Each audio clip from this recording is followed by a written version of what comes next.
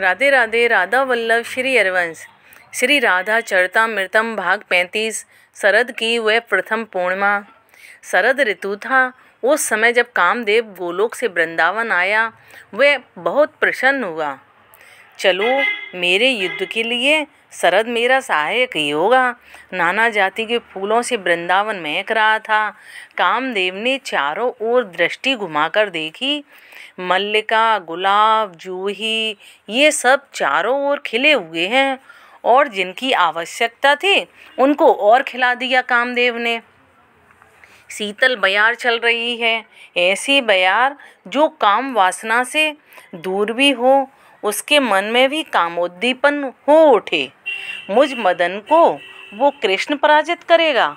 फिर हंसता है कामदेव। हाँ हाँ, समझ गया। मैं कृष्ण नारायण का ही एक रूप है, पर उससे क्या, नारायण के ही इस रूप को कामदेव पराजित करेगा, अवश्य करेगा। बस तापसी का भेष ना हो, तापसी की चर्चा ना हो, उसकी मेरा पुष्पों का बाण ही काफ़ी होगा उस कृष्ण के लिए। तो कामदेव खुश हो रहा है। तभी संध्या की वेला हुई और ये संध्या कुछ खास ही थी। आज शरद की प्रथम पूर्णिमा थी ये। मैं चारों ओर फैल गया था वृंदावन में। फूलों में था, मैं यमुना में था, मैं हवा में था, मैं चंदा की चांदनी में भी था। हा हा हा हा हा। मैं सर्वव्यापी हूँ, नारायण से कम नहीं हूँ। मैं कामदेव हूँ। अहंकार बढ़ते बढ़ते कितना बढ़ गया था आज इस कामदेव का। तभी सूर्यास्त हो चुका था। दिशाएं अरुण हो गई थीं, ऐसी अरुण जैसे कुमकुम की तरह अनुराग ही मानो वृंदावन के आकाश में उड़ चला हो। मैंने देखा एक किशोर, एकाकी किशोर, वह अपने नंद गांव के महल से निकला और वृंदावन के सघन कुंज में पहुंच गया था।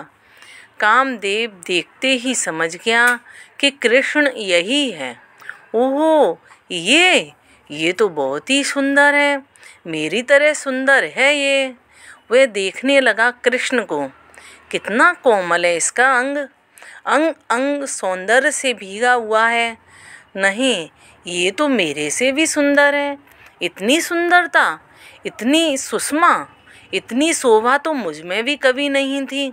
विचित्रता है ये इस किशोर की कि जिसे जितना देखो और सुंदर होता जाता है।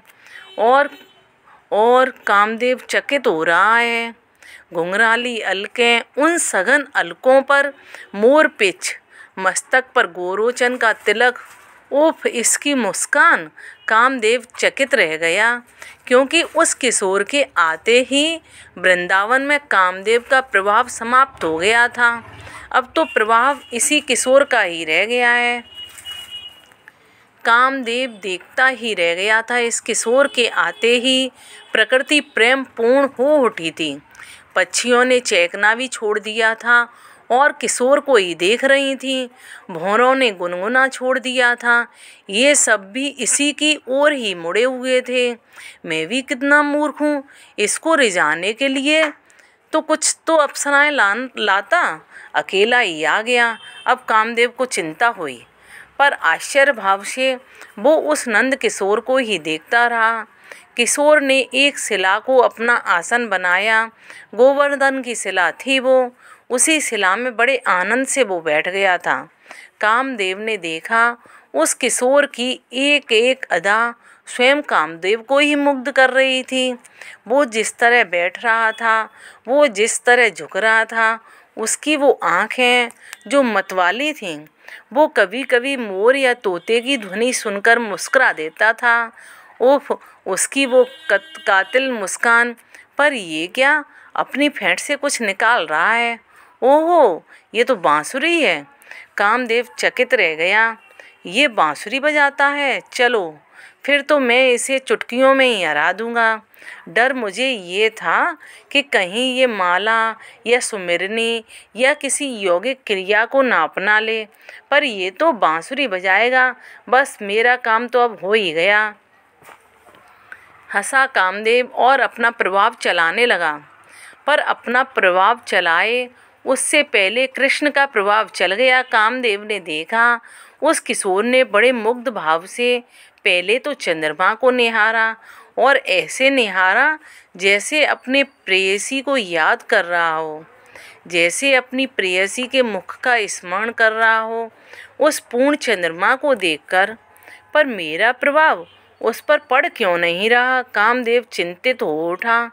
अब उस किशोर ने अपने हाथ की बांसुरी को अधरों पर रखा और सप्तम स्वर से क्लीम बीज को गुंजारित करना शुरू किया। क्या मेरा ही आवाहन कर रहा है ये किशोर, या मुझे चुनौती दे रहा है? पर कुछ क्षण ही बीते होंगे कि कामदेव कांप उठा। मेरी शक्ति क्षीण क्यों हो रही है? मेरा शरीर कांप क्यों रहा है? मेरा हाथ धनुष और बाण पर जा क्यों नहीं रहा? क्या हुआ? क्यों हुआ? और क्या हो रहा है मेरे साथ ये सब? कामदेव की कुछ समझ में नहीं आ रहा है। कौन सी ऐसी शक्ति है, कौन सी ऐसी शक्ति है जो इसे बचा रही है मुझसे और मुझे कमज़ोर किए जा रही है? आज तक ऐसी किसी शक्ति से मेरा पाला नहीं पड़ा। पर ये क्या है? क्या ये गोप कुमार कोई जादू जानता है? पर जादू मुझ पर नहीं चलेगा, पर चल ही रहा है। कामदेव की तो कुछ समझ में ही नहीं आ रहा। तभी बंसी ने पुकारना शुरू किया।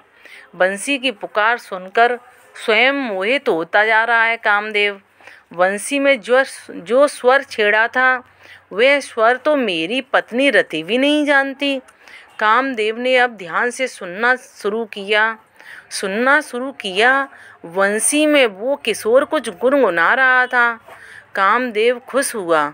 हाँ, ये जो नाम ले रहा है यही है इस किशोर की शक्ति। कौन है ये? फिर ध्यान से सुनने की कोशिश की। कई बार सुनने की कोशिश करने के बाद सफलता हाथ तो लगी थी कामदेव के। बांसुरी में यही पुकार चल रही थी, मानो ये किशोर अपनी प्रेयसी से आज्ञा मांग रहा था और प्रार्थना कर रहा था। हे राधे वृषभानुभूतनये, हे पूर्ण चंद्रानने। राधा इसकी शक्ति का नाम है। राधा, कामदेव समझ गया था। पर ये प्रार्थना क्यों कर रहा है? क्यों? रास के लिए? अब मैं महारास करना चाहता हूँ। हे मेरी श्री राधे, आप मुझे आज्ञा दो। आप ही हो इस रास की रासेश्वरी, आप ही हो इस वृंदावन की अधीश्वरी, इस रास मंडल की शोभा भी आप ही हो प्रिय। प्रार्थना कर रहा है ये किशोर अपनी एलादनी शक्ति श्री राधा से। कामदेव समझ गया। अब वो अपनी नई रणनीति बनाने में जुट गया था कि इस कृष्ण को कैसे युद्ध में हराऊं, क्योंकि हे वज्रनाभ, सारी रणनीति फेल कर दी थी कामदेव की। कृष्ण ने ये सोच के आया था कि मंत्र तंत्र या योग से मुझसे भिड़ेगा, पर नहीं, ये तो अलग ही है। ये तो बांसुरी बजाकर शरद की रात्रि में और महारास कर ओहो कामदेव को एक विचित्र स्थिति में फंसा दिया था इस प्यारे से किशोर ने। जय जय श्री हरवंश। राधे राधे।